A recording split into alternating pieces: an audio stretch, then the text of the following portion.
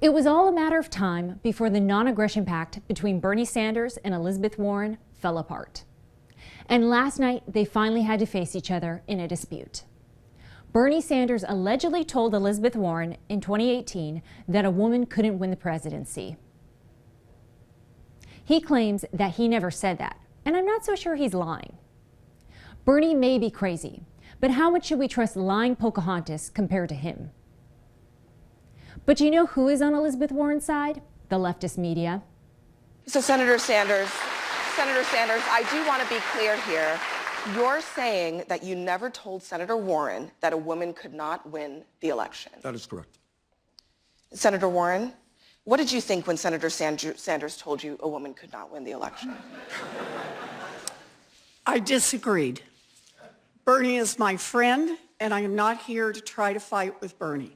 Looks like Bernie's trying to be pushed out of the race like he was in 2016.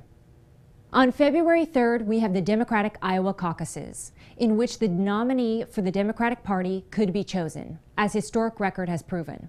So that's why the fighting has finally started. The leftist duo had another major tiff, where Bernie tried to take down Elizabeth Warren's girl power trip. Just to set the record straight, I defeated an incumbent Republican running for Congress. When? 1990. That's how I won, beat a Republican congressman. Number two, of course, I don't think there's any debate up here. Wasn't it 30 years ago? I beat an incumbent Republican congressman. And I said I was the only one who's beaten an incumbent Republican in 30 years. Well, 30 years ago is 1990, as a matter of fact. But I don't know that that's the major issue of the day. It looks like their friendship has finally fallen apart. In my opinion, last night's debate was a pile of trash. The candidates pondered over their failed records concerning foreign wars. Senator Sanders, you have been attacking Vice President Biden's vote on the Iraq war, but you recently acknowledged that your vote to authorize the war in Afghanistan was also a mistake. So you've both acknowledged mistakes. Why should the American people trust your judgment more? Well, it's a little bit of a difference. On that particular vote, every single member of the House, including myself, voted for it. Only Barbara Lee voted against it.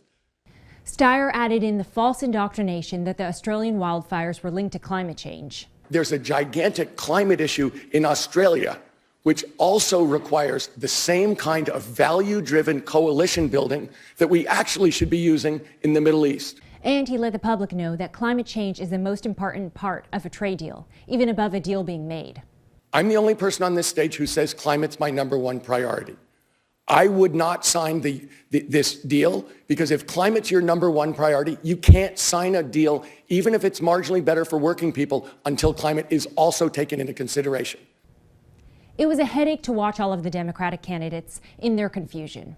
And in the meantime, President Trump played it smart, holding one of his famous rallies, calling out the Dems for their lunacy.